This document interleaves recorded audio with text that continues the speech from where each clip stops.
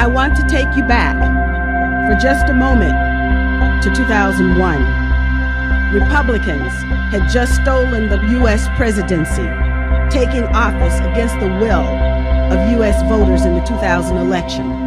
And as a member of Congress, I investigated that.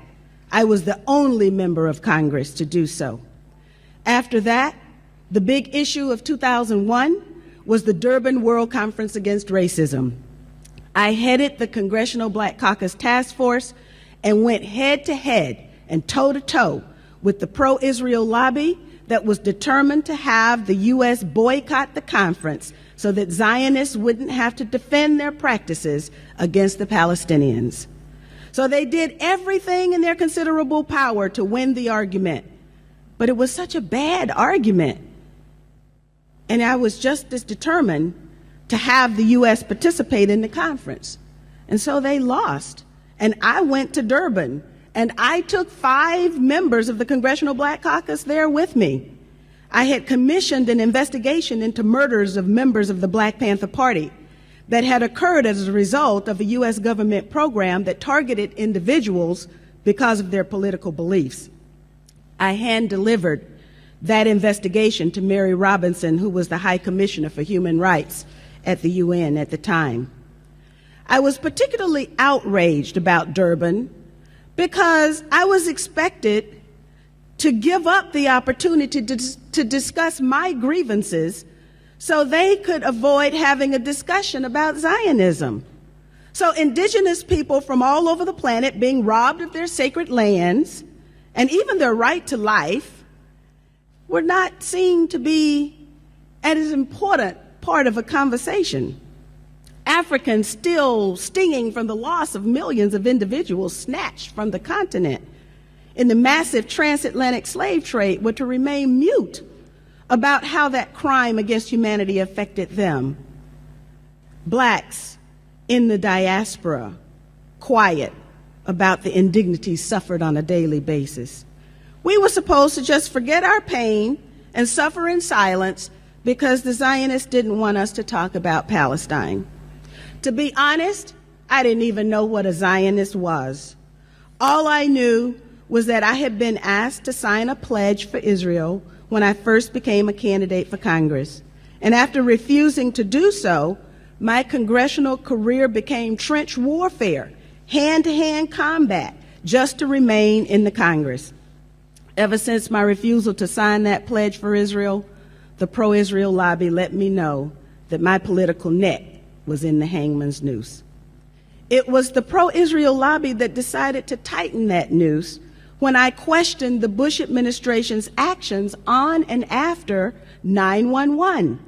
I asked the question then, what did the administration know and when did it know it about the tragic events of September 11th? I was in Washington that day and experienced the most chaotic and confusing day of my life. But my gut told me that this was nothing new. I was experiencing what I had read about so many times before. I figuratively stepped outside of myself and watched as we members of Congress gathered on the Capitol steps.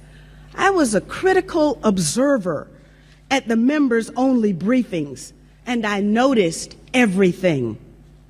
When I traveled to Europe and England, I encouraged citizen investigations of 9/11, and I learned that to question 9/11 was to be labeled an anti-Semite. Even more bizarre, those who questioned the tragedy were equated with Holocaust deniers, and I wondered why. By demanding an independent investigation of what happened on September 11th, I became a political pariah. I was vilified in the press, and the noose tightened around my district. The pro-Israel lobby found someone to run against me, gave her over $1 million for her campaign, and then managed to make the election turn out the wrong way for me. Needless to say, I know now what a Zionist is. I wanted to take you back to those days because I think it's important for us as people of color to understand where we were in the heady days of Durban. Europe abandoned the U.S. position and admitted that the transatlantic slave trade was a crime against humanity. I met indigenous people from Latin America, from Peru, Ecuador, Black people from Brazil and Colombia, First Nations people from all over North America, and we were making our way together.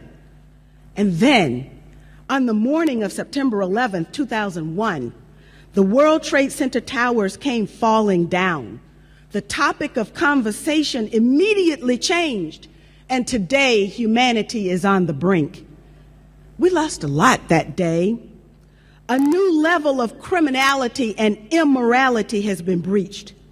Whole societies are being wiped off the map, while a sitting president of the United States openly advocates targeted assassination of U.S. citizens on U.S. soil. State crimes against democracy in the name of democracy have become the norm. And as with colonialism and neocolonialism, even our identity has become so warped, we don't know who we are or what we should stand for, and so we are misled, acting on behalf of someone else's agenda, even to our own ultimate demise. All of this is the progeny of 11 September 2001. So what really happened on 11th of September? Much more than I can say within my short time today. But the people all over the world hunger for the truth and refuse to let the lies stand. We need to know more. I'm saddened when I hear people say they are afraid. Afraid of what? Knowing that your government has been hijacked and that those in charge will lie to you? Such knowledge should actually set us free to do what we must to maintain our own dignity. And as if 911 wasn't convincing enough of the need to fight Islamic terrorists after September 2001, there was Bali, Madrid, London, and Mumbai. With bombs raining down on Gaza right now, I remember what the Israeli Prime Minister said. He said, "We're all Israelis now." I agree that terrorism is a problem, and I know who the terrorists are. Dick Cheney told us to expect war for the next generation and drew up a list of 60 target countries. General Wesley Clark informed us of Pentagon plans to go to war against 7 countries in 5 years: Iraq, Sudan, Somalia, Libya, Syria, Lebanon, and Iran. Syria is in process, and only Lebanon and Iran are left standing. But I'm sure their turn will come soon, too. General Wesley Clark called it a policy coup. He said that there had been a policy coup inside the United States. Not even 1 month ago, the former number 2 at the State Department, Lawrence Wilkerson, Colin Powell's right-hand man, said that what has happened in the U.S. is worse than a coup. The U.S. media would have you believe that the U.S. is divided: non-white versus white, Christian versus Muslim, native-born versus immigrant, white versus Latino. I disagree with that. I've traveled into every nook and cranny of the United States, and I can tell you that people are united and sick and tired of war. The meme of division is developed by those who write the scripts in order to pit us against each other. That way, we forget to focus on those who planned September 11th, those who profiteer from war and killing, and those who, like cowards, vote to send our young men and women off to fight someone else's wars, or worse, remain silent even while whole countries are being destroyed. Dr. Martin Luther King Jr. said that our lives begin to end the moment we remain silent about the things that really matter. He also said there comes a time when silence is betrayal. I heard those words too. So while I hope that my actions, combined with the actions of millions of others who also want justice and peace, will change the world, the best I can do right now is to change myself. I am now in a PhD program that I absolutely love, and I'm studying leadership and change. We need both. And I've added new meaning to that word in my vocabulary, resistance. I wake up every morning and I ask myself, what can I do to resist war and injustice today?